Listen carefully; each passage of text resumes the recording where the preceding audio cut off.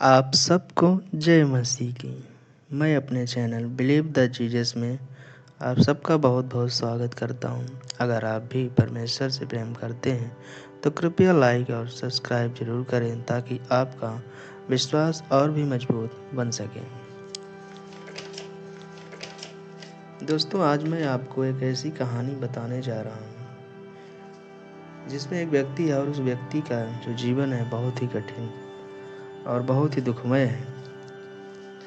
तो इस वीडियो को देखने के लिए बने रहिए। तो आइए हम शुरू करते हैं। एक छोटा सा गांव था, उसमें एक रमेश नाम का व्यक्ति रहता था। उसके परिवार में उसकी पत्नी, 2 बच्चे थे, जिसमें एक लड़का और एक लड़की थी। वो मजबूरी करके अपने परिवार का पेट भरता था। वो बहुत गरीब था। उसके घर में उसकी पत्नी और उसके बच्चे हमेशा बीमार ही रहते थे। वो जो कमाता था उसका सारा पैसा दवा और इलाज में खर्च हो जाता था। एक दिन रमेश अपने काम पर गया हुआ था। वो घर पर नहीं था। उसकी औरत, तो रमेश की पत्नी जो थी, वह अपने घर के आंगन में बैठी थी, उदास मन किए हुए और अपनी किस्मत को कोसते हुए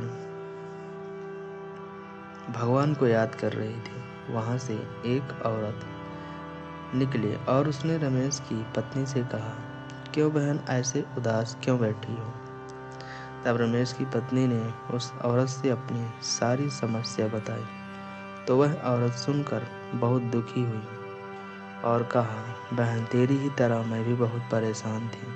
तो मुझे एक आदमी ने बताया कि तुम चर्च में जाओ, प्रभु यीशु मसीह का अंगीकार करो, तुम्हारी सारी समस्या दूर हो जाएगी। और मैंने वैसा ही किया और अब मेरी सारी परेशानियां ठीक हो गई और प्रभु यीशु मसीह का मैं रोज धन्यवाद करती हूँ और उनकी रोज प्रार्थना करती हूँ। इतना सुनकर रमेश की पत्नी ने कहा, मैं भी अपनी परेशानियां दूर करना चाहती हूँ, मुझे भी ले चलो।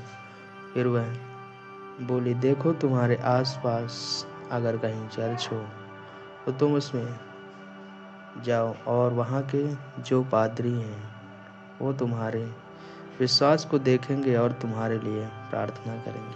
अगर तुम उनके नियमों और बताए गए विधियों को मानोगे तुम अवश्य तुम्हारी तकलीफ दूर हो जाएगी।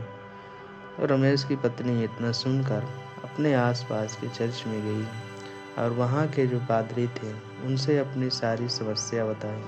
और वहाँ के जो पादरी थे उन्होंने उनके लिए प्रार्थना किया और वो चंगी हो गई, ठीक हो गई। खुशी खुशी अपने घर आई और आकर अपने पति को सारी कहानी बताई।